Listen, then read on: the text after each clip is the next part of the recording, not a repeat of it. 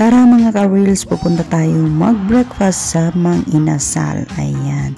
Paborito ko kasi itong Mang Inasal kasi malinamnam yung marinated na manok. So, ayun na nga in order namin ng aking anak. Ayan. And then, syempre may pansit palabok tayo. My favorite, kaso lang hindi ko alam kung paano magluto. At ang hirap kaya. So, ito na nga. O, tingnan nyo kung makakain wagas. Diba? Ganyan kasi ako kumain, kaya huwag na kayong bahala kayo dyan, mga tao, magtinginan sa akin. Basta ako nag-i-enjoy ako dito sa manok. Ayan. O, diba?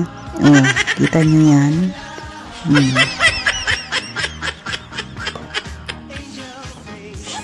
So, may lakad nga pala kami ng aking anak, kaso lang palpak yung isa, and then yung isa ay nagpagawa kami ng national ID.